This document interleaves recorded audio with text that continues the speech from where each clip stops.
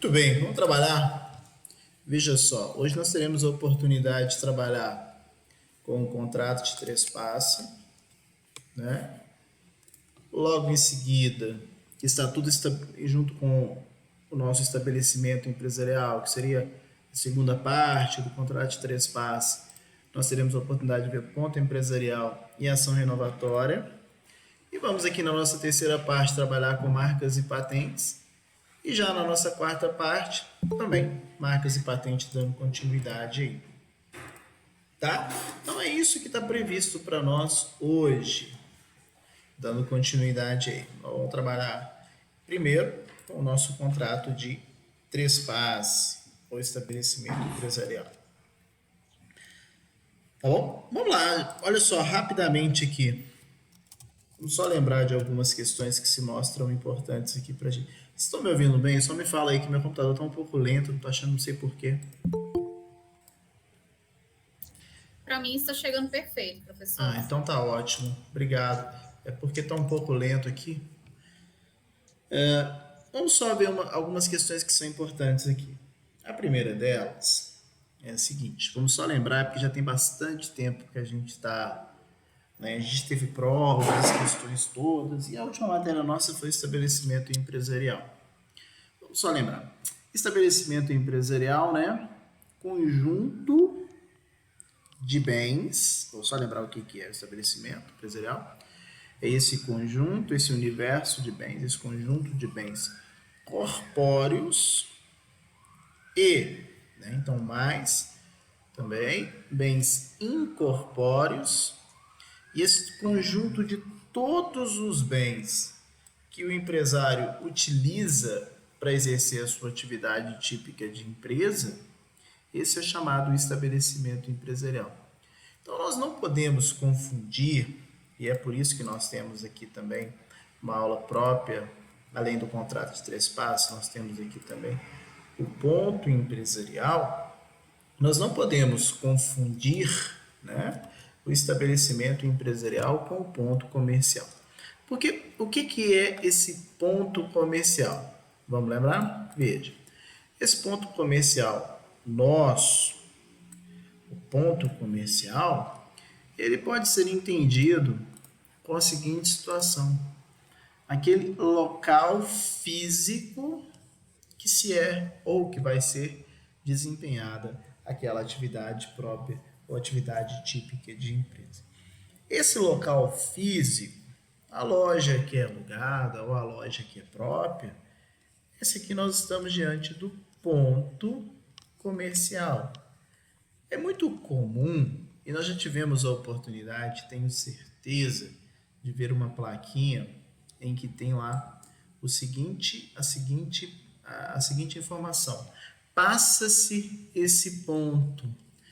Na verdade, né, quando você vê aquela placa lá, passa-se esse ponto, dentro de todos aqueles atributos que estão sendo passados, além disso, nós temos também, além de ser você está passando a clientela, além de estar passando aquele fundo de comércio, além de todos aqueles atributos, tem-se também a passagem, lógico, daquele lugar, do ponto efetivamente.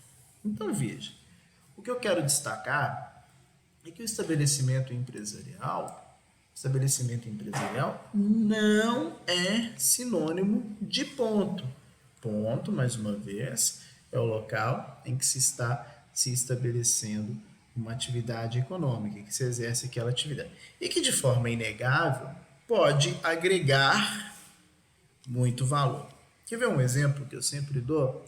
É o seguinte: imaginemos que nós tenhamos uma atividade própria de comércio de roupas, né, que é um ramo tão difícil, mas imaginemos que tenhamos um comércio de roupas, né? E nesse aspecto existe uma loja que está aqui, né, dentro ali da região do Bairro Preto. É um Bairro Preto ali, e ele vende ali roupas. Já é muitos anos naquele local, já é bem conhecido. Pronto, nós temos um ponto. É inegável que essa localização, por estar no Bairro Preto, aqui próximo à nossa família, né, esse ponto, essa loja que vende essa roupa, vai ter um valor agregado muito maior, por exemplo, de que uma loja localizada lá num bairro ali próximo do Mineirão. Esqueci o nome daqueles bairros lá, mas imaginemos aqueles bairros ali próximo ao estádio do Mineirão, na região da Pampulha. Não sei se é bairro São Luís, eu acho que é. Mas se você andar naqueles bairros ali, normalmente você vai encontrar uma série de ruas e essas ruas praticamente são ruas ali desertas, né? Ou seja, praticamente não está passando ninguém ali naquela região. Qual que vai ter o maior, qual que vai ter o maior valor? Qual que é a localidade que existe a maior probabilidade de ser realizada aquela atividade? De forma inegável, é aquela loja que está no Barro Preto. E algumas situações vão, inclusive, aumentar esse valor do chamado ponto comercial. Né? Quais questões? Efetivamente a localização, outro, o tempo, né? A clientela que já foi ali estabelecida. Se você perceber também em um shopping, né, todos nós já tivemos oportunidade de ir a um shopping, nós temos sempre aquelas lojas que estão mais bem localizadas. E qual que é a loja que está mais bem localizada? Aquela próxima ali a várias, onde que as pessoas, né, têm o que normalmente fazem ali o seu trajeto.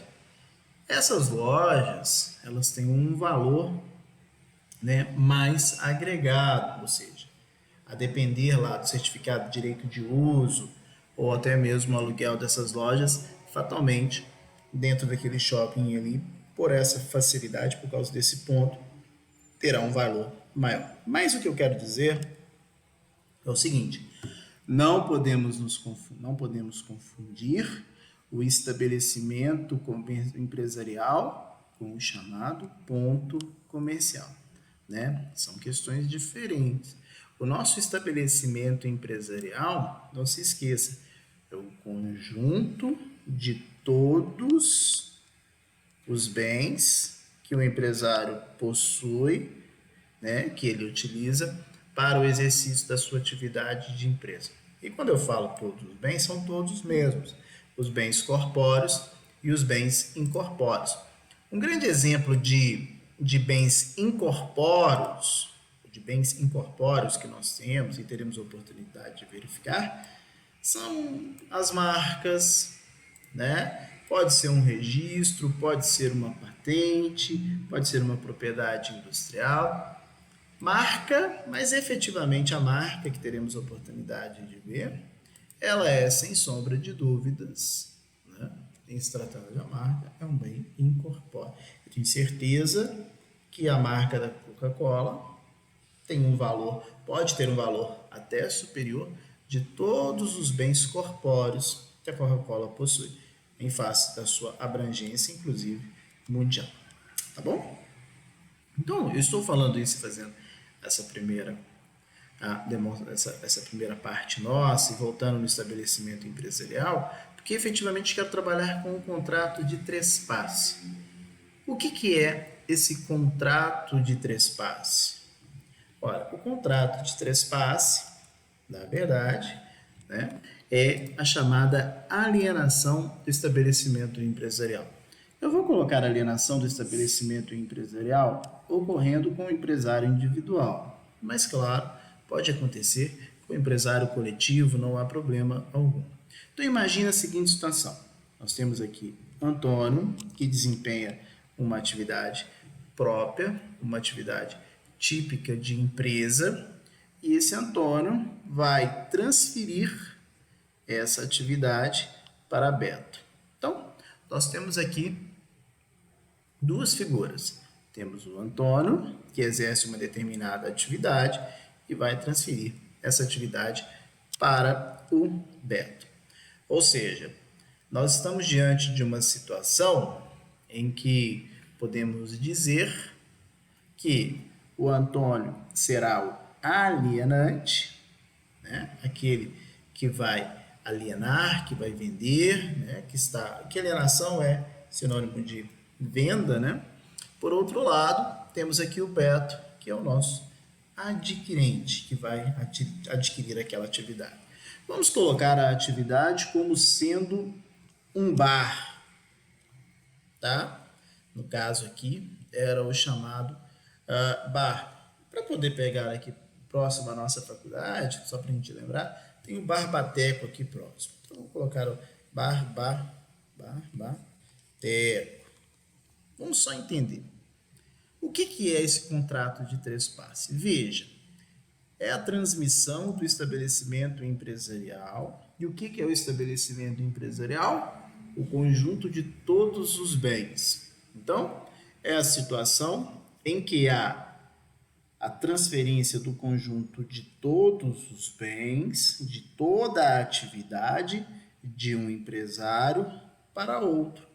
No nosso exemplo, Antônio, empresário individual, está alienando, né, aquela atividade, aquele conjunto de bens para Beto, que vai ser aquela figura do adquirente.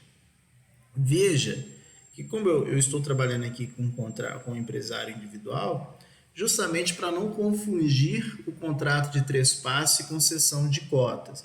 Quando tivemos a oportunidade de trabalhar um pouco com as nossas sociedades, lá no direito societário, existe uma figura que é a chamada cessão de cotas ou a transferência de cotas. Imagina a seguinte situação, veja, nós temos aqui uma sociedade limitada, tá? E veja como que é diferente. Nessa sociedade limitada, nós temos aqui um sócio, que é o sócio Antônio. Lembremos sempre que a sociedade limitada pode ter apenas um único sócio. E essa sociedade limitada é um bar, pode ser lá o Bar Bateco, bar, comércio de bebida limitado. Quem que é o nosso empresário? Devidamente constituído, nós temos que o empresário é a sociedade limitada. O Antônio, nesse aspecto, ele funciona única e exclusivamente como um sócio. Se o Antônio não quiser mais ser sócio daquela sociedade, o que ele pode fazer? Ele pode, e no exemplo aqui eu dei que só tem apenas um sócio, 100% das cotas estão com o Antônio, mas poderia ser uma sociedade que tem vários sócios, segue sempre a mesma lógica. Então, nesse aspecto, veja, nós temos aqui a figura do Antônio como sendo um sócio. Se ele não quiser mais ser sócio da sociedade, ele pode transferir as suas cotas para o Beto. Então, o Antônio deixa de ser sócio e agora passa a ser sócio. A partir do momento em que se faz a cessão, o Beto passa a ser sócio. Veja, perceba o seguinte, qual que é a grande diferença? Olha, no contrato de trespasse, que está sendo trazido para nós aqui agora, o que nós temos é a transmissão da atividade econômica de um empresário para o outro. Nós temos a alienação do estabelecimento empresarial, a venda de todos os bens corpóreos e incorpóreos. Tanto é verdade que o Bar Bateco deixou de ser do Antônio e passou para outro empresário, passou para o Beto. Imaginemos que o nome do Bar Bateco fosse uma firma individual e fosse Antônio 042 e o número de CPF do Antônio. Quando o Antônio transfere por meio do trespasse para o Beto, pelo princípio da veracidade, no que se refere aos nossos nomes empresariais, que tivemos a oportunidade de ver em aulas passadas,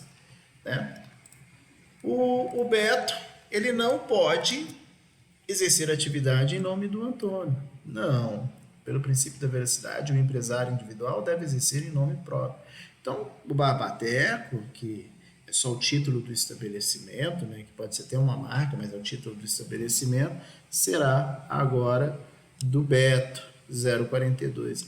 Quando, por exemplo, tiver a oportunidade de chegar no Bar Bateco, não vai mais encontrar o Antônio lá nesse Bar Bateco. Vai se encontrar, pode encontrar ou não, o Beto ou seus funcionários. Saiu a titularidade daquela atividade de um empresário para outro. O trespasse é isso, transferir de um empresário para o outro. Aqui eu estou transferindo para o Beto, mas poderia ter transferido para uma sociedade limitada, não tem problema algum. Poderia ter transferido para uma sociedade limitada, sem problema algum. Diferente na cessão. Veja, quem continua sendo dono da atividade na cessão de crédito? Olha, continua sendo da pessoa jurídica, do empresário. Houve uma transmissão das cotas. Antônio saiu, vendeu as suas cotas, fez a cessão para Beto. Mas em momento algum o estabelecimento empresarial mudou de nome, mudou do empresário. Não. Continuou sempre na propriedade do empresário. Na cessão de cotas, o que se tem é apenas a transmissão das cotas de um sócio para outro. Lembremos-nos sempre, já tivemos a oportunidade de trabalhar com isso, que o sócio não é um empresário. O empresário é aquele que exerce atividade típica de empresa, no nosso caso. O sócio é a pessoa jurídica, a sociedade limitada. O sócio não. O empresário é a pessoa jurídica que exerce atividade, que não se pode confundir com os sócios, né? Então, só para a gente fechar essa ideia, trespasse é a transmissão do estabelecimento empresarial de um empresário para outro. O que é estabelecimento empresarial? O conjunto de todos os bens corpóreos e bens incorpóreos que aquele empresário possui para exercer a sua atividade típica de empresa. Só que nós temos que entender uma série de questões que acontecem quando dessa transmissão, né? Veja, o que eu quero destacar é o seguinte: aqui está o nosso material, peço para poder fazer a leitura com calma, né? Para poder verificar essas questões relativas ao trespasse. Mas nós temos uma regra importante no contrato de trespasse, que nós estamos diante da chamada eficácia do contrato de trespasse, que está lá no artigo 1145 do Código nosso Civil, né? O que fala o artigo 1145? A eficácia do contrato de trespasse passa por esse ponto aqui, ó. Antônio pode transmitir os seus bens, todos os seus bens, para o Beto livremente? Esse que é o grande questionamento. Pode-se realizar o contrato de trespasse de forma livre, né? A resposta é: depende. Se não existirem credores, ou se existirem credores e tiver a anuência desses credores, pode ser feito um contrato de trespasse. Mas se existirem credores, eu gostaria que vocês se atentassem, né, prestassem atenção nesse ponto. Olha, a pergunta que eu fiz foi a seguinte, só para a gente voltar. Antônio pode livremente transmitir o seu estabelecimento empresarial, passar o barbateco para o Beto? O questionamento vai ser sempre respondido da seguinte forma: depende. Depende do quê? Depende se existem ou não credores, e se existirem credores, se existem bens suficientes para garantir o pagamento aos credores, ou se existe autorização dos credores. E vou explicar por quê. Quando alguém possui um patrimônio, né? Vamos só lembrar, o contrato, o estabelecimento empresarial é o conjunto de bens que possuem avaliação econômica, sujeitos à avaliação econômica, bens corpóreos e incorpóreos, que esse conjunto de bens, né, dá o nome de estabelecimento empresarial. O que eu quero dizer é o seguinte: quando alguém, isso é uma regra que funciona para praticamente tudo na vida, né? Você só tem livre disposição de seus bens a partir do momento em que você não possui credores. Quando você possui credores, os seus bens, eles não estão totalmente livres. Por que eles não estão totalmente livres? Porque os seus bens servem como garantia para pagamento dos credores. Se você não possui credores, você é livre para poder realizar qualquer objeto jurídico que seja lícito, possível, determinado, que tenha previsão ou não dentro do nosso ordenamento jurídico. Agora, a partir do momento em que você possui credores, esses bens servem para garantia, para pagamento daqueles credores. E é justamente isso que está no nosso artigo 145, que fala o seguinte: se ao alienante não restarem bens suficientes para solver o seu passivo, ou seja, se o Antônio não tiver bens suficientes existindo credores para poder pagar esses credores, traduzindo o que está sendo escrito ali, fala o seguinte aqui para gente: ó. Se não tiver bem suficiente para solver o seu passivo, a eficácia da alienação do estabelecimento depende do quê? Ou do pagamento de todos os credores, ou do consentimento desses credores, de modo expresso ou tácito. O modo expresso você manda para o credor e ele concorda. Modo tácito, que é de 30 dias. A partir do momento em que você notifica esse credor e ele fica inerte, se ele não faz nada, se passarem esses 30 dias, ele deu essa anuência de forma tácita, né? Então veja, quando se faz um contrato de 3 passos, há necessidade de se verificar se esse contrato é eficaz ou não, né? Não estou falando que ele não é nulo, que ele é anulável, não. Que ele é eficaz ou não, né? Ou seja, existe um se. A eficácia perpassa pelo se. Existem credores? Existem. Não existem bens suficientes para pagar esses credores? Não, não existem. Então, esse contrato de 3 passos, essa transmissão de um estabelecimento empresarial de um credor para outro, de um empresário para outro, depende do quê? Do pagamento de todos os credores ou da autorização desses credores. Esse artigo 1145, ele é bem importante, então. Tá bom?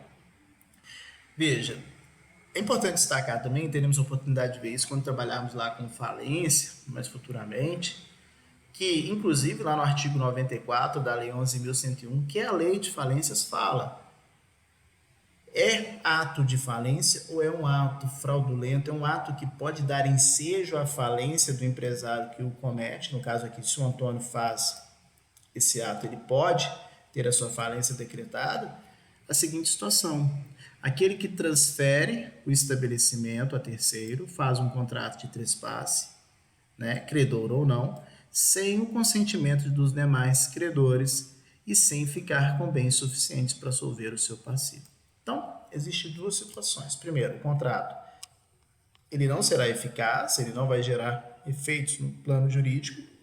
E, por outro lado, além disso, nós temos também que esse contrato de trespasse pode, né, surtir o efeito, se assim o fizer, ele pode ser considerado um ato de falência e de ser aí também, na verdade, né, ser uma causa do pedido de falência para aquele empresário que transferiu sem o consentimento dos credores ou sem deixar bens suficientes. Tá? Isso é importante no contrato de 3 partes. Outra questão importante também no contrato de 3 partes está lá no artigo 1146 do nosso Código Civil. O artigo 1146 do Código Civil fala o seguinte: o adquirente do estabelecimento responde pelo pagamento dos débitos anteriores à transferência, desde que regularmente contabilizados. Vamos só lembrar quem que é o adquirente? Vamos lá, ó. Nós temos a seguinte situação: Antônio, nosso exemplo, está transferindo para o Beto por meio de um contrato de trespasse, né? A pergunta que se faz é: Beto é responsável pelo pagamento dos débitos que eram devidos pelo Antônio?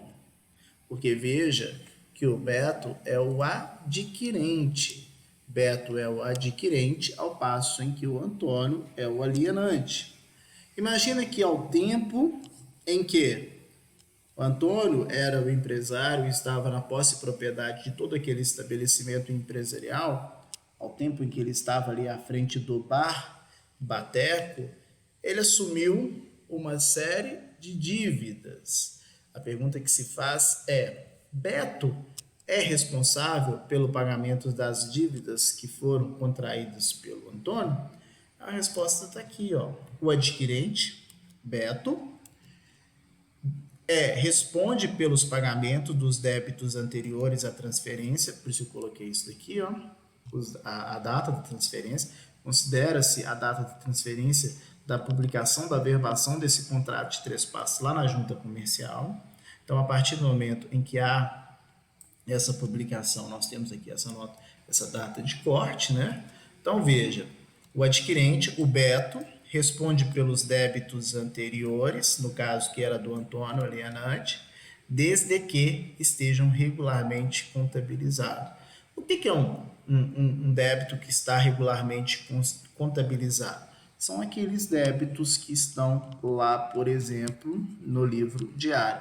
Vamos lembrar? Todo e qualquer empresário deve ter, no mínimo, um único livro obrigatório, que é o livro diário. Livro diário esse que é contabilizado toda, né, a escrituração daquele empresário. Ele pode ter vários livros, mas qual que é o único obrigatório? O diário. Então, vai colocar tudo que entra, que sai, todos os créditos, todos os débitos. Nós tivemos a oportunidade de ver. Se aquele débito consta no livro diário, ele está contabilizado, né? E por que exige essa contabilização? Para que o Beto não possa alegar o desconhecimento daquela dívida, para que o adquirente não possa alegar. Se está na contabilidade, se está contabilizado, o Beto não pode alegar. É a mesma situação, você vai comprar um carro usado, você olha lá no Detran e verifica que esse carro usado possui uma série de multas, ou uma série de débitos que devem ter que ser pagos. É claro que nessa negociação, você, ciente dessas multas, desses débitos, vai exigir o abatimento no valor da compra daquele veículo. E você também não pode alegar o desconhecimento dessas multas, porque qualquer um faz uma consulta e aparece lá, eventualmente, pendências, né? Então, é importante, essa contabilização é para que aquele adquirente não seja pego de surpresa. Ah, e a pergunta que se faz é, e se o débito não estiver contabilizado? Olha, se o débito não está contabilizado, a responsabilidade vai ser única e exclusivamente do quem? Do alienante, porque o Beto, o adquirente, ele não tinha ciência e consciência da existência desses débitos, ele não pôde nem, inclusive, negociar. Tá? Agora, existem algumas situações que são próprias e que você não tem como fugir delas. Exemplo, dívida trabalhista. Nesse caso, vai aplicar lá a regra do artigo 10 e artigo 448 da CLT, que é aquela sucessão trabalhista. Sucessão trabalhista é o seguinte, quem está adquirindo aquela atividade vai ficar com todos os débitos trabalhistas. Então, o Beto vai adquirir e não tem como falar que não sabia da existência. Estando contabilizado, não está sempre contabilizado. Processo trabalhista ajuizado ou questões trabalhistas, quem adquire ali vai ser responsável. Tá? A mesma situação acontece com dívida tributária, que está lá no artigo 133 do CTN, que tem regra própria. Ou seja, com a aquisição da atividade também passa o adquirente a ser responsável pelos débitos do alienante, até mesmo porque as dívidas tributárias elas vão constar aí de forma pública. Ah, não vai sair o valor, beleza, não vai sair o valor. Mas se você fizer uma consulta, você vai verificar se a pessoa tem uma certidão positiva de dívidas ou negativa. Negativa não tem débito, mas positiva, né? Depois aí tem que negociar esses débitos, tá bom? Outra questão também, essa é a responsabilidade do adquirente, né? Outra questão também que se faz importante é a questão da responsabilidade do alienante. Imagina aqui a seguinte situação. O Antônio vende para o Beto, né? E aí, o Antônio, ao fazer esse contrato de 3 passes, ele fica livre? Imagina a seguinte situação. Você está aqui exercendo atividade com o Antônio, transfere aquele estabelecimento, faz a publicação lá na junta comercial, transfere para o Beto, né? E imagina que o Beto não tem patrimônio nenhum, Beto não tem patrimônio nenhum, você transfere para ele e aí faz essa publicação na junta comercial e você tinha aqui uma série de credores, o Antônio tinha uma série de credores, o Antônio tinha uma série de credores, o Antônio transfere para o Beto e no passe de mágica o Antônio deixa de responder? Aí seria muito fácil. Imagina o seguinte, você está cheio de dívidas, você transfere para outra pessoa e você não responde por mais nada. Aí está muito fácil a fraude. Não vai acontecer isso. Claro, essa regrinha também do artigo 1146, que fala o seguinte, ó. A partir do momento da publicação na junta comercial, o alienante contado não é do vencimento, não, é da publicação aqui da junta comercial. O alienante, o Antônio, ele fica responsável por 1 ano pelo pagamento de forma solidária. Então, nesse intervalo de 1 ano contado dessa publicação, o credor pode cobrar de quem? Pode cobrar do Antônio e pode cobrar também do adquirente, do alienante e do adquirente. Solidariedade. Os dois vão responder. Passou de 1 ano. Olha, o direito não socorre os que dormem. A lei fala que é 1 ano. Se você é credor, você tem 1 ano para cobrar. Por que você não cobrou? Né? Então, aqui, a partir desse prazo de 1 ano, quem vai responder é única e exclusivamente o adquirente, desde que esteja contabilizado, claro, e até o prazo prescricional, enquanto puder. Mas dentro desse prazo de 1 ano, os dois vão responder. Prazo contado da publicação na junta comercial para as dívidas que estão vencidas. Então, tudo que estava vencido, né, a partir da publicação da junta, tem o prazo de 1 ano. E se for uma dívida futura, dívida vincenda? Imagina uma dívida que vai vencer só em dezembro de 2021, bem no futuro. Nesse caso, bem no futuro não, daqui a pouco, né? Mas dezembro de 2022, então. Nesse caso, somente o B vai responder? Não, o artigo 1146 fala o seguinte também pra gente, ó. Se forem dívidas que ainda vão vencer, dívidas vincendas que ainda vão vencer, também ambos ficarão solidariamente responsáveis pelo pagamento. E quando eu falo ambos, eu estou falando do alienante e do adquirente, também pelo período de 1 ano, mas não contado, claro, da publicação da junta comercial por questões óbvias, porque ela ainda não venceu. Vai ser 1 ano contado do vencimento. Então, 1 ano contado do vencimento, que está aqui no nosso artigo 1146. Né? Fala o seguinte, ó, artigo 1146. Podendo terceiros rescindir o contrato em 90 dias, se ocorrer justa causa. Né? Então, na verdade, o artigo 1146 aí traz para a gente essas questões todas. Deixa eu só laxar esse artigo aqui, para não ficar... Isso aí. Perdi o artigo. Deixa eu dar um código civil aqui que vai ficar mais rápido, gente. Espera aí um minutinho só.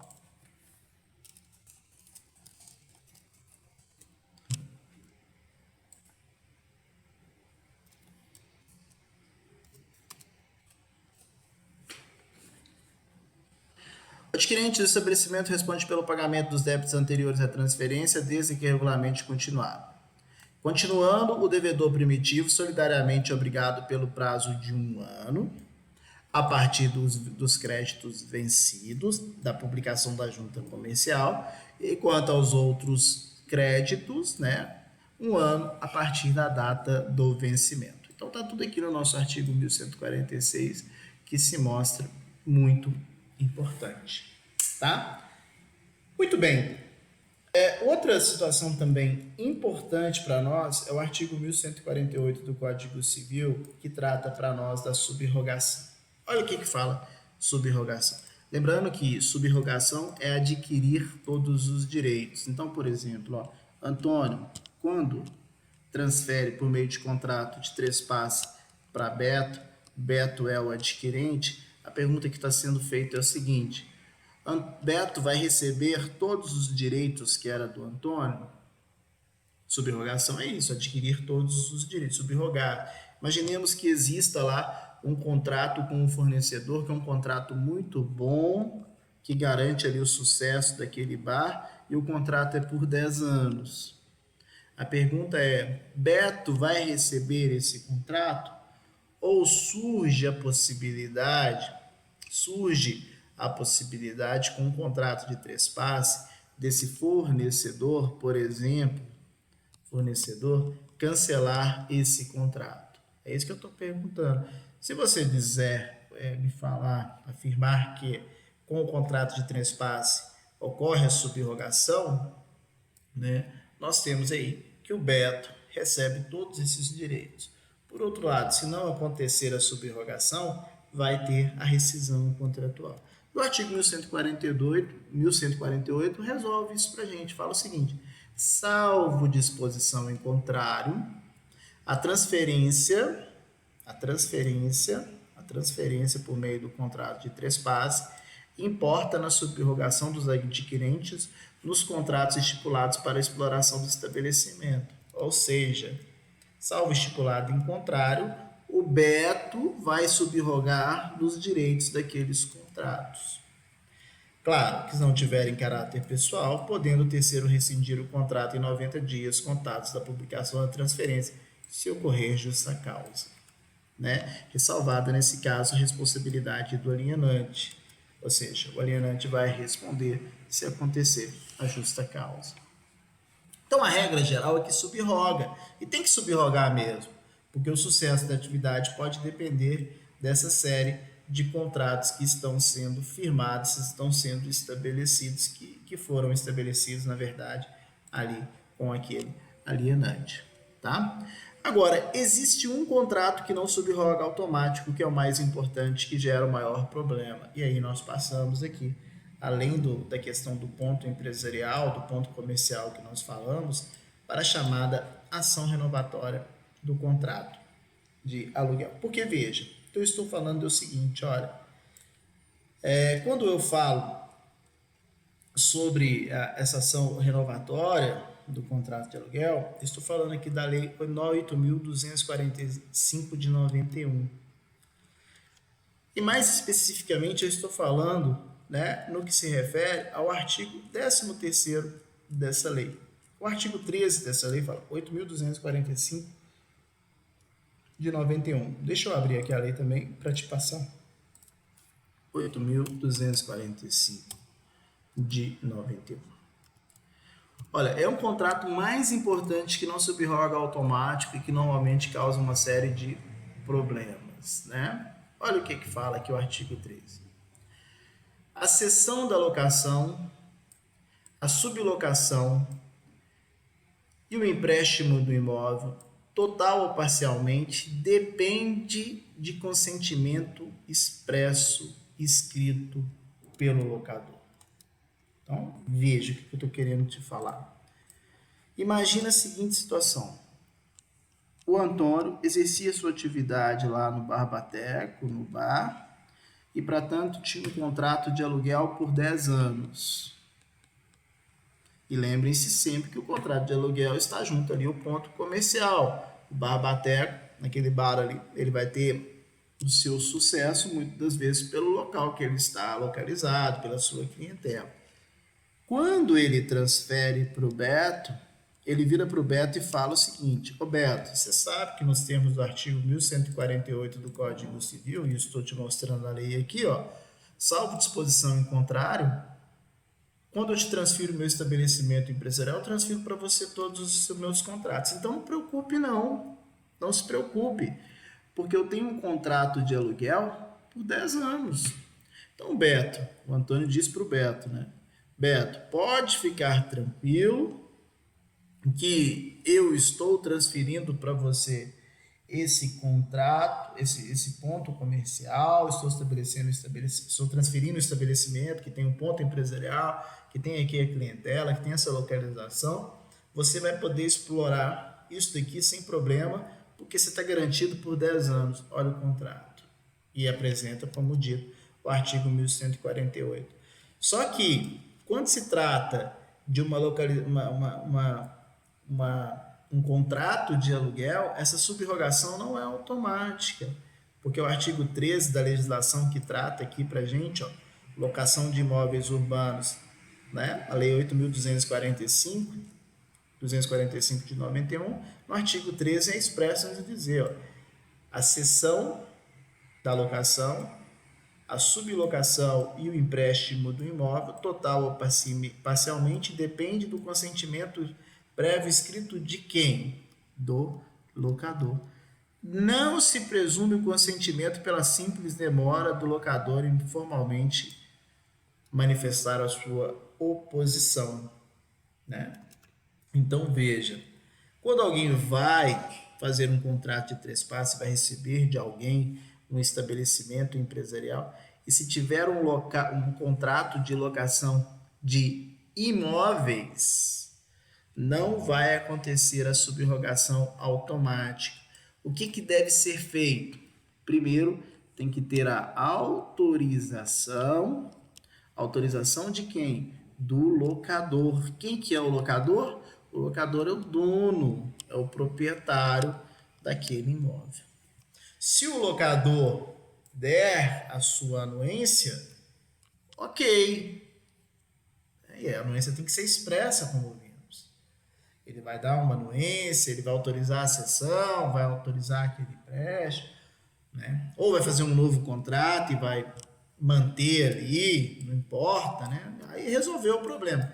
Contudo, se não tiver essa autorização, quando da transmissão por cessão, o locador pode virar e falar assim: olha, não conheço o Beto, não sei quem que é, não aluguei para ele, é uma causa de rescisão daquele contrato, né, de locação. Contrato de locação esse, né, que vai inviabilizar, se for rescindido, inviabilizar o exercício da atividade ali por Beto naquela localidade, por questões óbvias. Ele não vai ter ali aquele contrato de aluguel. E em se realizando aquela rescisão, o que pode acontecer? O locador pode tomar, o dono do imóvel pode tomar para si o imóvel, retomar aquele imóvel, né, e explorar uma atividade econômica. E aí o Beto que comprou aquela atividade, que fez o contrato de trespasse, vai ficar a ver navios aí, né? O Beto não vai conseguir explorar por questões óbvias, porque não tem aquele contrato. Então, o contrato de trespasse não subroga o contrato de locação. Com o contrato de trespasse, nós não temos a subrogação automática naquele contrato de locação. Então, aqui, ó, no contrato de locação, há subrogação automática? Não, é isso que nós estamos aqui explicando para vocês. Tem o artigo 13º, e é justamente o que eu acabei de falar para você, tá? Então, cuidado, faça uma leitura aqui do nosso material. Dando continuidade, já que nós passamos aqui para o contrato de locação, é importante destacar que nós temos a chamada, né, no que se refere ao ponto empresarial.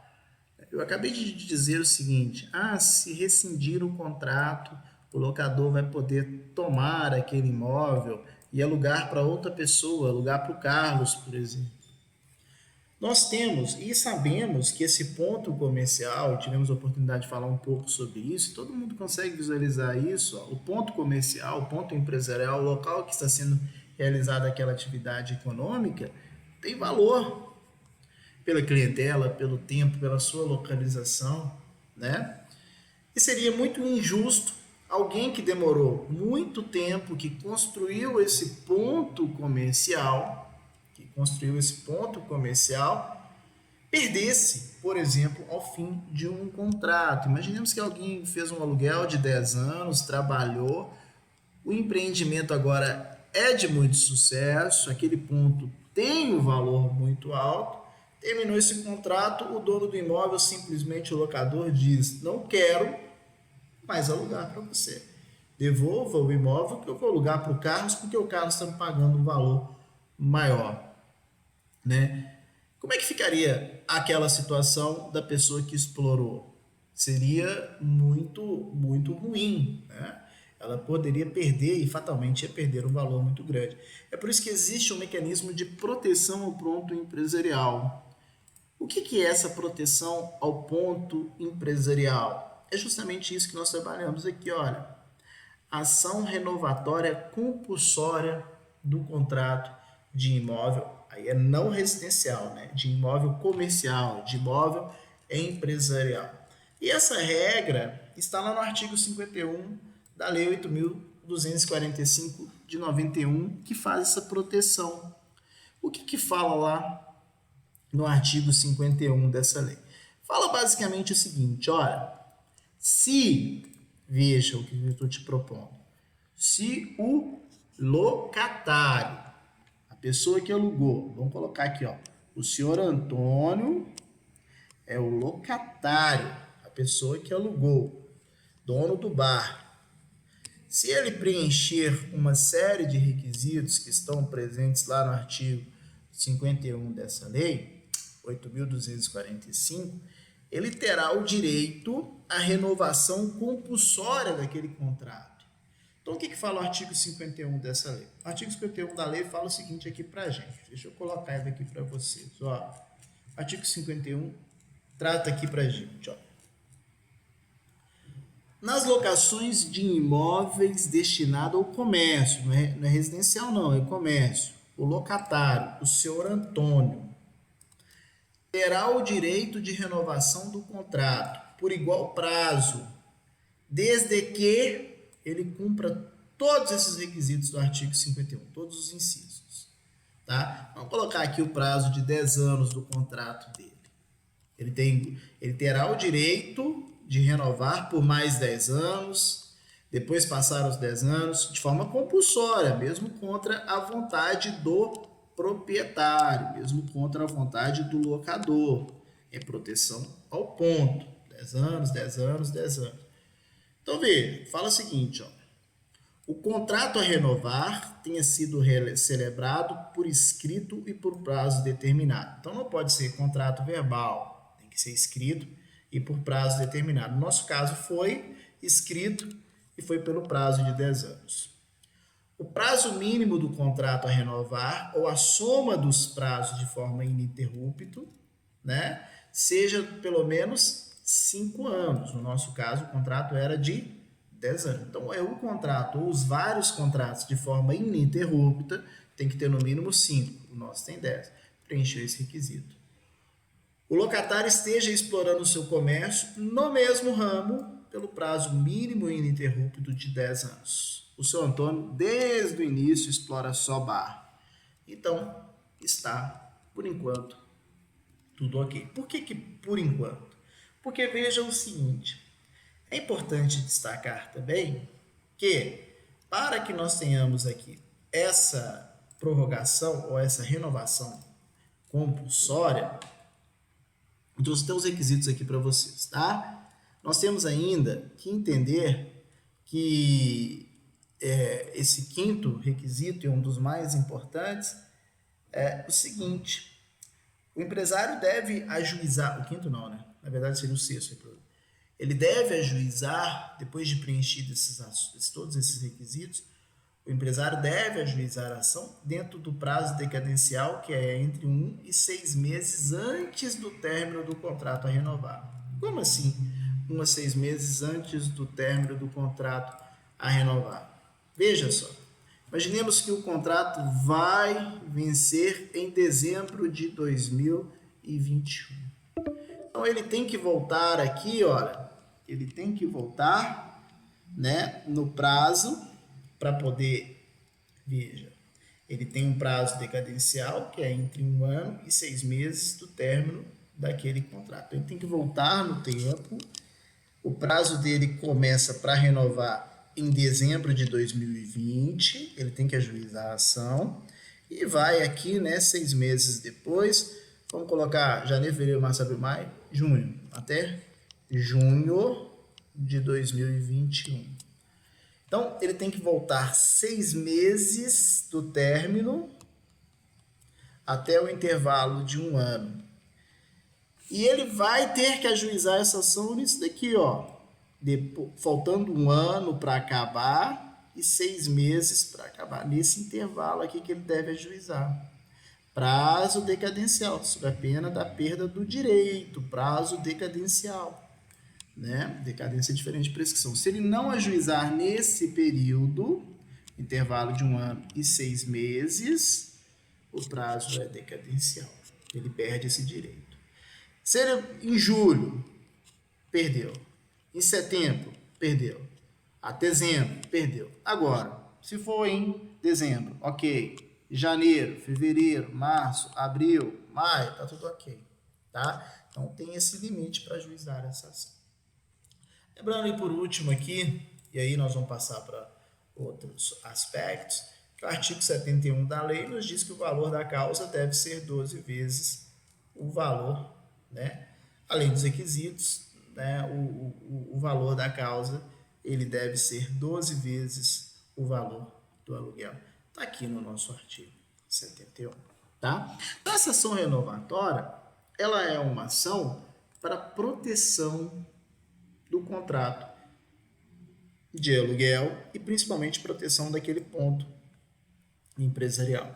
Cumprido todos os requisitos que nós vimos, renova-se de forma compulsória. No nosso exemplo, 10 anos, mais 10 anos, mais 10 anos, mais 10 anos. Até adianta. Ah, o locador não tem direito de tomar, retomar? Não tem. Se o locador, o dono do imóvel, ele mesmo for explorar aquele aluguel, se deixar de pagar os aluguéis, e aí está na lei de locação, né? Então aí vocês terão um específico sobre essa legislação lá no direito civil. Foge um pouquinho do nosso escopo, eu só queria demonstrar a importância dela na proteção do ponto comercial e principalmente os requisitos para ajuizamento dessa ação, tá? Ação essa que é bem importante e é muito cobrada aí dos senhores, não deixe de fazer a leitura aí para gente. Eu vou fazer um breve intervalo e volto para trabalharmos aqui com as nossas marcas e patentes. É 1 minuto, eu já volto, tá? Só um minutinho, mas antes disso eu volto na sala, vou ver algumas questões e volto aí com vocês. 1 minutinho só.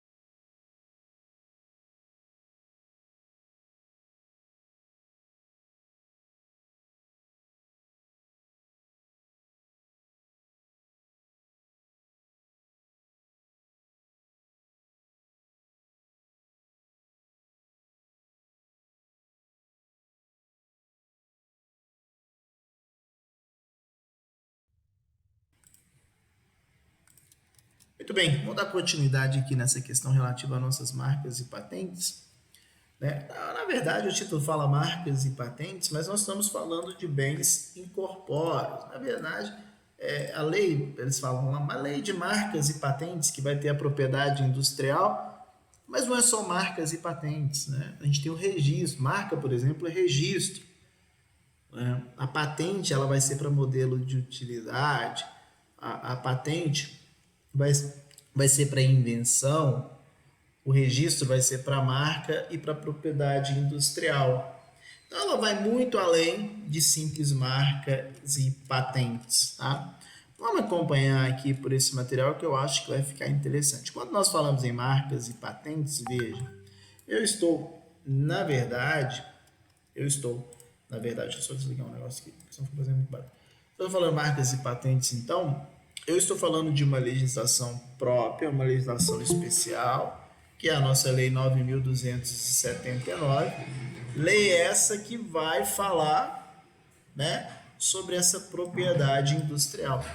Propriedade a essa proteção aos chamados bens incorpóreos. Então vamos pegar aqui, por exemplo, olha, veja o seguinte, nós temos, dentro do que acabamos de verificar, uma série de bens que compõem o estabelecimento empresarial. Dentre os bens incorpóreos que têm muito valor, eu destaco, sem sombra de dúvidas, a marca. Veremos daqui a pouquinho o que é marca, mas já te adianto que marca é algo que vai identificar um produto, um serviço. E nós temos uma série de marcas que nós conseguimos visualizar facilmente no nosso dia a dia. Marcas muito famosas, inclusive. Né? Então, veja, quando nós falamos dessa lei de propriedade industrial, nós estamos protegendo esses bens incorpóreos. Nós temos aí 4 produtos nessa lei que essa lei vai proteger para nós. Ela vai proteger a chamada invenção, vai também o modelo de utilidade, né? Aqui está escrito modelo de utilidade, com toda dificuldade, mas tá. Modelo de utilidade vai proteger, além da invenção, do modelo da utilidade, a própria marca e também o desenho industrial. Vou colocar aqui, ó, desenho industrial, né? Então, essa é a finalidade dessa nossa lei. Essa proteção, ela na verdade, quando nós falamos e alguém está registrado como uma marca, uma invenção, um modelo de utilidade, o que se tem é, o que nós temos é uma garantia de exclusividade. Porque, veja, imagine que você tenha uma marca e a marca realmente ela é registrada. A partir desse momento, você vai ter uma exclusividade no uso dessa marca. Se ela não for registrada, ela está em domínio público, qualquer um pode utilizá-la. A partir do momento que tem o registro de uma marca, nós temos, né, a possibilidade da comercialização desse direito de uso. Pode ter uma licença para que se possa realizar aí uma série de questões relativas a essa marca. Então, seu titular terá essa exclusividade de uso. Assim como nós temos também, no que se refere às patentes, nós temos uma patente de invenção. O que busca com uma determinada patente? Olha, o que se busca com uma determinada patente, sem sombra de dúvidas, também é essa exclusividade na comercialização. Imaginemos que nós tenhamos aí um remédio para o combate ao Covid-19. Nós temos inclusive as nossas vacinas já, né? Mas imaginemos que alguém tenha um remédio para o Covid. É claro que vai ter uma patente. Por quê? Porque precisa assegurar a indústria farmacêutica ou a determinado farmacêutica que desempenhou, ou que desenvolveu, melhor dizendo, esse remédio, vai assegurar, né, essa exclusividade na comercialização desse produto, né? Por quê?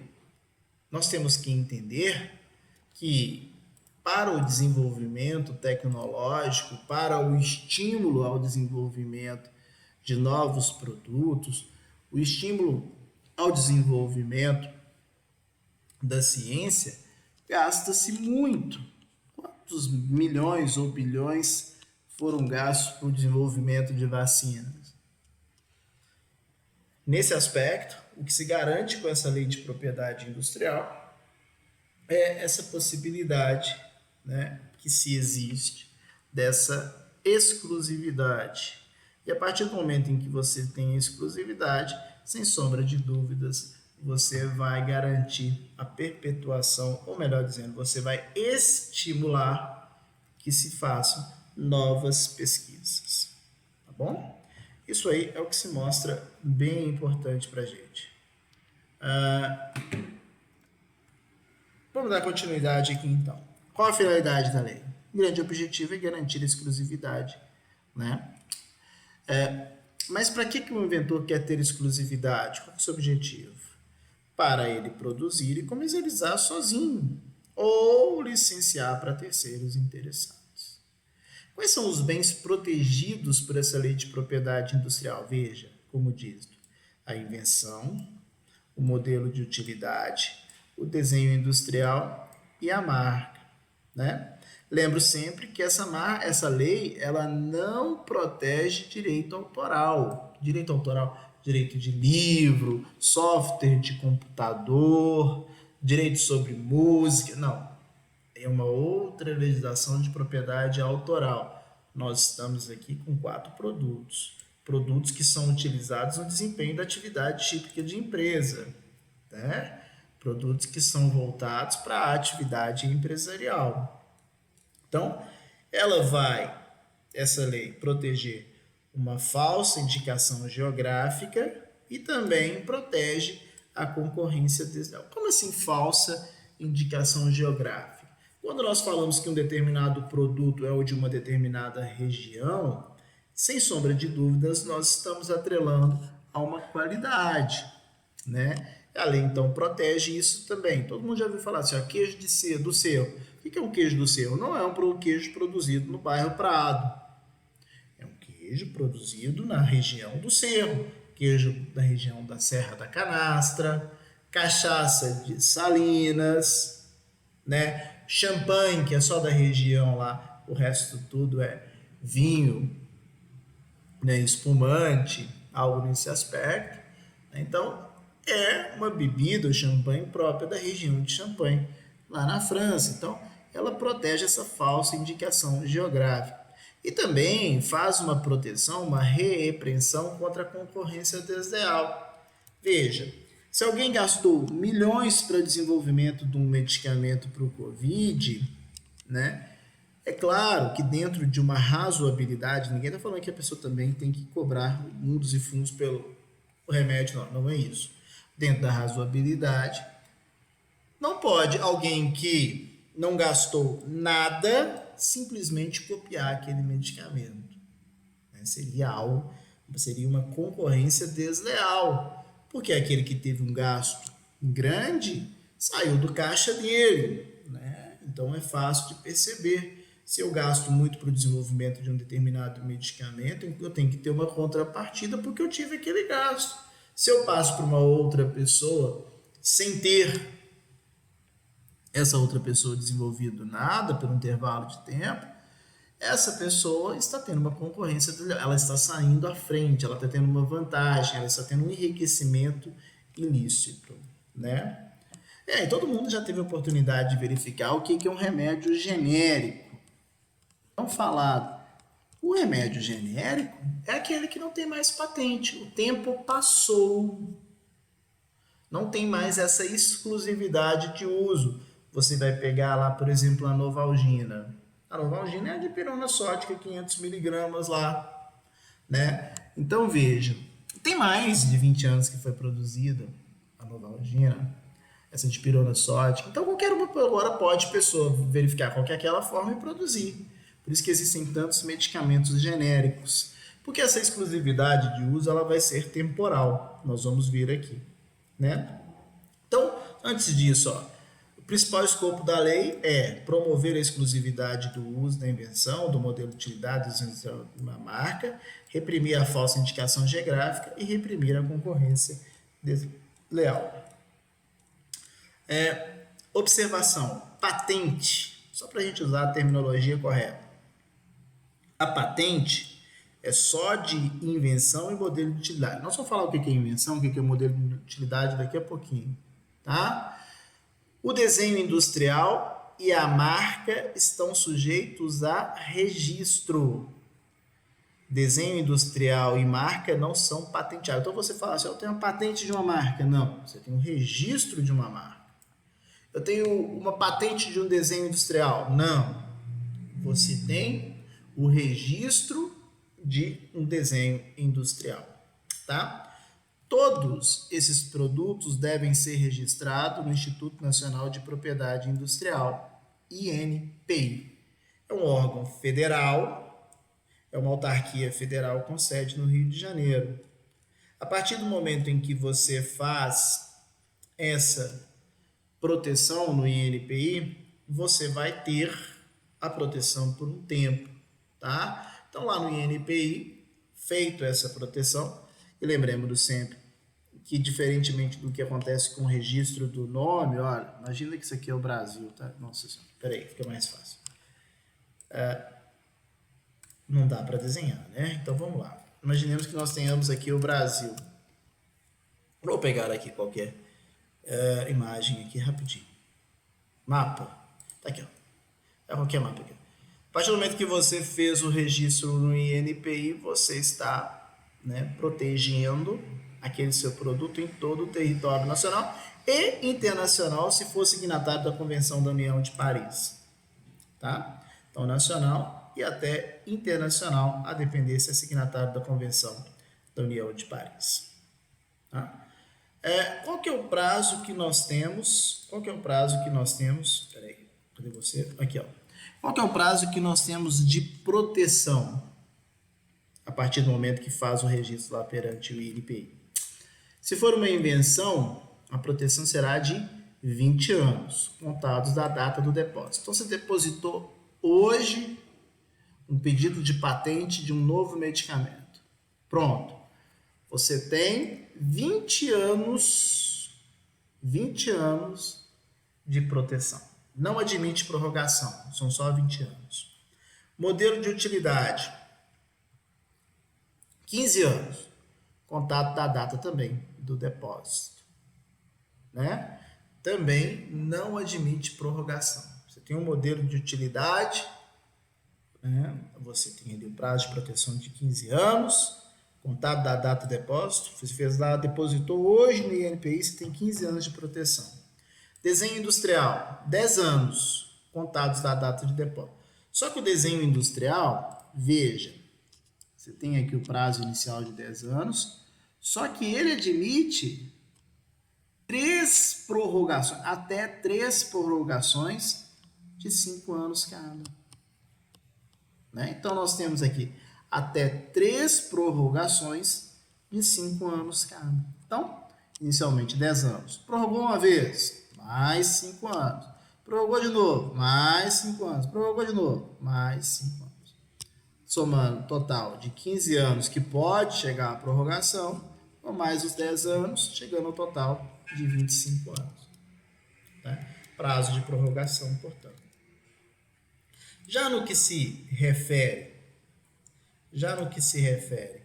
à nossa marca, ela tem um prazo de 10 anos, só que tem uma situação. São duas situações na realidade. Contados da concessão, não do depósito, o dia que o INPI conceder, e a marca ela tem uma peculiaridade. Ela não tem limite de renovação. Então, são 10 anos, sendo prorrogado por mais 10 anos, por até mais 10 anos, por mais 10 anos, e assim vai sucessivamente. A marca pode prorrogar de forma ilimitada. Então, nós temos a prorrogação aí de forma limitada, tá? Só reforçando, modelo de utilidade e invenção são improrrogáveis. Invenção, prazo de 20 anos de proteção. Modelo de utilidade, 15 anos. O desenho industrial é prorrogável por 3, até no máximo 3 períodos de 5 anos. A marca, a proteção é 10 anos, mas prorrogado de forma ilimitadamente. O que é uma invenção? Está lá no nosso artigo 10 da lei, fala para a gente o que não é invenção.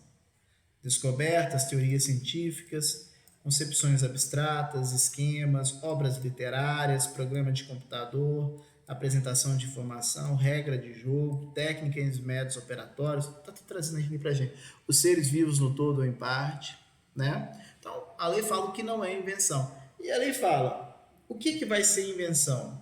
Tudo que for novo, está lá no artigo, artigo 11º da lei. Além disso, é tudo que é novo e que não decorre de forma lógica do que já existe. Por exemplo, só para te dar uma ideia, imaginemos, quando alguém criou, né, pincel atômico.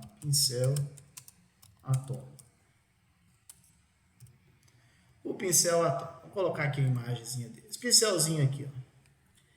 Foi uma invenção quando alguém criou esse hidrocor, esse pincel atômico, essas questões. Isso foi uma invenção? Não. Por que não é invenção? Isso aqui é um modelo de utilidade. Para ser invenção, tem que ser tudo aquilo que é novo e que não decorre de forma lógica do que já existe. Porque isso, na verdade, esse pincel atômico, nada mais é do que um aprimoramento do lápis ou de uma caneta. Concorda comigo? É dar uma nova utilidade. Mas se você analisar, né? Se você analisar aqui uma caneta, ou se você analisar esse pincel atômico, você vai ver que a funcionalidade é muito parecida. Você consegue ter uma lógica. Então, quando nós falamos em invenção e modelo de utilidade, fica fácil de nós distinguirmos aí. A invenção é tudo aquilo que é novo, né? É tudo aquilo que não é novo. A invenção é tudo aquilo que é novo e não decorre de maneira lógica do que já existe, né? Isso que é a invenção. Além disso, a invenção tem que ter aplicação industrial. O que é essa aplicação? Pelo menos em tese, não precisa de comercializar, mas em tese tem que ter a possibilidade de comercializar. Então, você tem que ter a possibilidade de comercializar,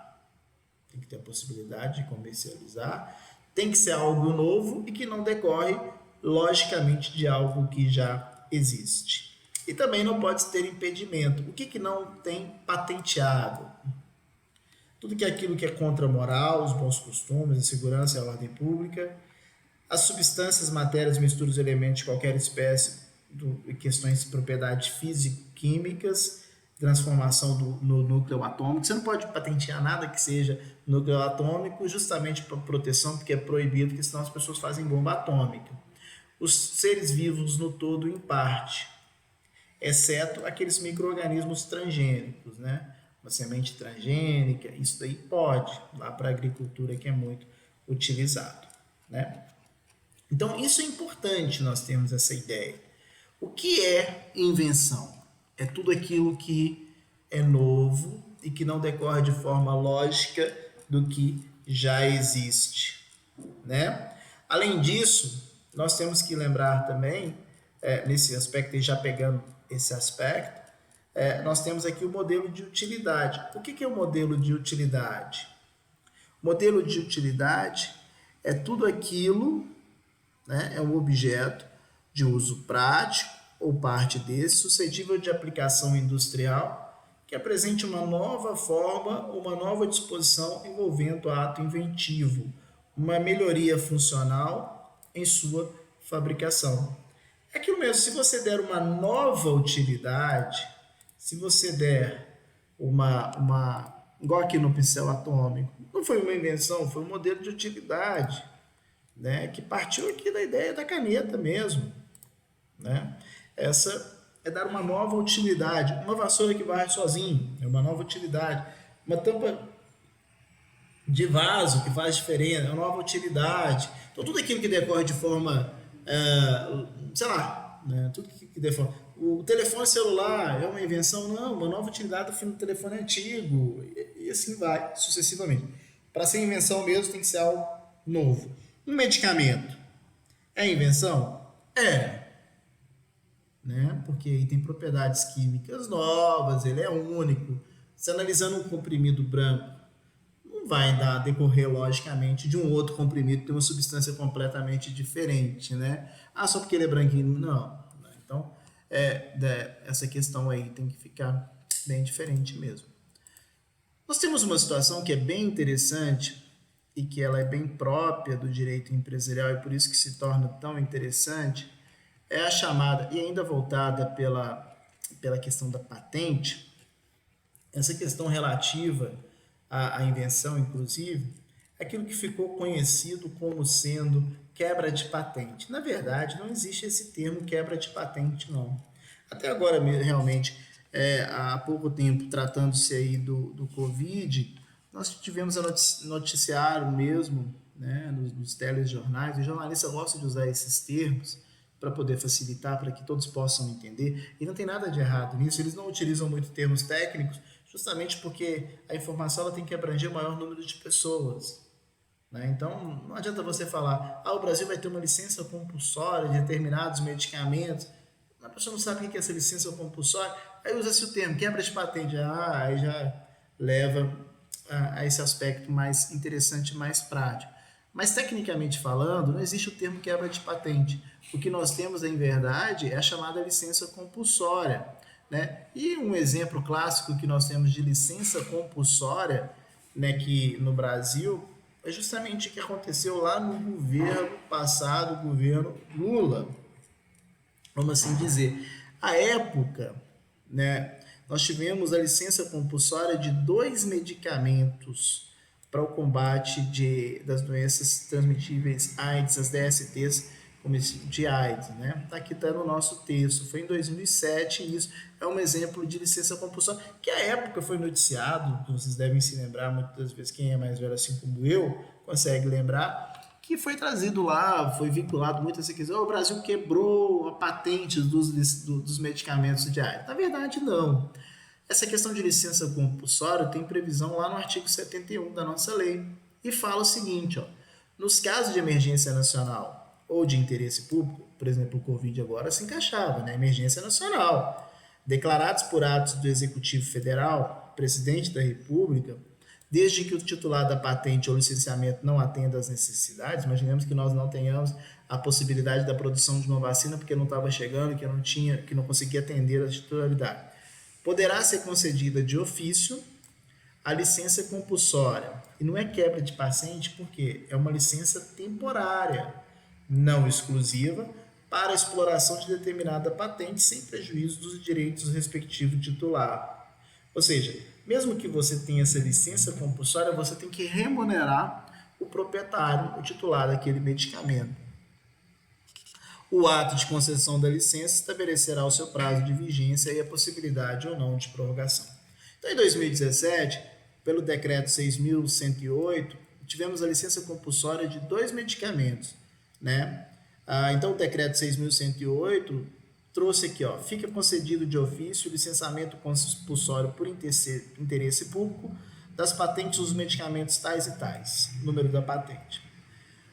O licenciamento compulsório previsto no caput é concedido sem exclusividade para fins de uso público não comercial, significa dizer que todo medicamento produzido deveria ser entregue ao Ministério da Saúde para sua distribuição gratuita, no âmbito do Programa Nacional da ST-AIDS, nos termos da Lei 9.303, de novembro de 96, tendo como prazo de vigência o prazo de 5 anos, podendo prorrogado por tal período.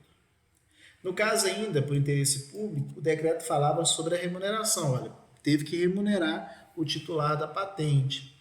A remuneração desse titular da patente, que trata no artigo 1º, é fixada em 1,5% sobre o custo do medicamento produzido e acabado pelo Ministério da Saúde ou o preço pelo medicamento que lhe for entregue. Então, em verdade, nós não temos a chamada quebra de patente. O que nós temos, sim, é uma licença compulsória e, mesmo assim, e remunerado, e claro, por um período de tempo. Nós tivemos aqui o prazo. Nesse caso, não temos a exclusividade de uso, pode ser produzido, mas claro que não pode ser produzido para uso comercial, porque senão vai causar prejuízo a quem desenvolveu aquele medicamento. Além da invenção e do modelo de utilidade, tanto a invenção quanto o modelo de utilidade pode ter essa licença compulsória, nós temos o chamado desenho industrial. O que é desenho industrial? Desenho industrial é design, é forma, muito utilizado pela indústria automobilística. É aquilo chamado de forma mesmo, né? Design, é o aspecto de beleza de um determinado produto. Olha, artigo 95 traz definição de desenho industrial e, como vimos, é registrado e não patenteado. Tem o registro do desenho industrial. Considera-se desenho industrial a forma plástica ornamental de um objeto ou conjunto ornamental de linhas e cores que possa ser aplicado a determinado produto, proporcionando um resultado visual novo e original na sua configuração externa que pode ser praticado de forma industrial. Então tem um novo modelo de veículo, faz o desenho industrial para que outra pessoa não, para que outra montadora não possa, né, copiá-lo. É um visual novo, uma mudança de configuração externa. Vimos, a proteção é de 10 anos, contado o depósito, podendo ser prorrogado em até 5 períodos, né? Ser prorrogado de 5 períodos, tá? E finalmente chegamos o produto aqui que estão com as invenções e o modelo de utilidade, a propriedade industrial, mas eu diria que é o mais importante de todos pela sua acepção comercial, que são as marcas, né? Marcas, lembremos sempre, que é um produto próprio que admite o registro, né? A marca admite o registro, né? E essa marca vai identificar um produto ou um serviço. O que é uma marca? A marca, ela é um sinal gráfico designativo que identifica um produto ou serviço e tem, por fim, demonstrar ao consumidor um lastro de alma. É aquilo que o consumidor almeja. Se você colocar 2 refrigerantes que tenham formatos da garrafa idênticos, que o desenho industrial da garrafa não seja diferenciado, como que você identifica? E se todos forem refrigerantes da mesma cor, né? Vamos supor que sejam todos laranja e a garrafa sejam todas redondas. Como é que você vai identificar se uma é Suquita, se o outro é uma marca X, Y, Z, se a Fanta garrafa acho que é diferente. Mas enfim, se as garrafas foram todas diferentes, como é que você vai identificar? Pela marca. Quando você visualiza determinado produto ou serviço, como que você identifica? Pela marca, esse sinal visual distintivo, né? A marca, esse sinal visual distintivo que é tão importante e também é registrado, né? Essas marcas internacionais, essas questões todas que nós já sabemos. O conceito de marca está lá no artigo 122, ó. O sinal distintivo visualmente perceptível não compreendido nas proposições legais. Nós temos vários tipos de marca. Marca de produto ou serviço. É a marca de um produto ou serviço, é aquela utilizada para distinguir um produto ou serviço de outro idêntico. É o que nós acabamos de falar dos vários refrigerantes, né? Fanta, Suquita, etc. Essas questões. Marca de certificação. É aquela usada para testar a inconformidade de um produto ou um serviço com determinadas especificações técnicas, notadamente utilizada quando natureza de material utilizado. Por exemplo, ISO, Imetro, marca de certificação. Marca coletiva é aquela usada para identificar produtos e serviços provenientes de membros de uma determinada entidade. Por exemplo, selo de café ABIC é uma marca coletiva. Associação Brasileira de Indústrias de Café, ABIC, né? De Indústrias de Café, é uma marca coletiva. Quais são os requisitos para que se tenha uma marca? Primeiro requisito, o requisito da novidade. Isso quer dizer que uma marca não pode ter colidência, não pode coincidir com outras marcas que já estejam registradas perante o INPI, né? Tem que ter uma novidade, no que se refere a essa marca. Só que é importante destacar que o INPI, ele traz para nós uma série de classes. Tá? Por exemplo, classe 3, produtos de limpeza. Classe 4, graxas e óleos. Classe 9, aparelhos elétricos. Classe 1, produtos de substância química. Classe 2, materiais. O que eu quero dizer? Dentro dessas classes de produtos é que vai ter que se verificar se tem ou não uma marca. Exemplo, você quer registrar uma nova marca de óleo lubrificante. Você quer registrar a marca lubrificante Sol.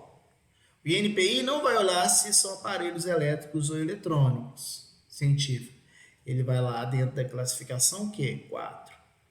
Se dentro da classificação 4 já tem um lubrificante Sol, não pode registrar. Se não tem, autoriza-se o registro.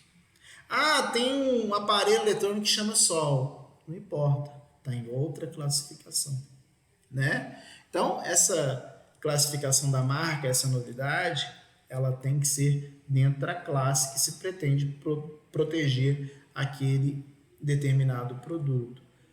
Não coincidência com marca notória. O que é marca notória? É aquela ostensivamente pública e conhecida na popularidade, conhecida de popularidade internacional. Nike, Armani, isso são, né? Visa, Motorola, Sony, Honda. Né? Você não pode registrar também diante de uma marca que seja conhecida de forma notória. Tá?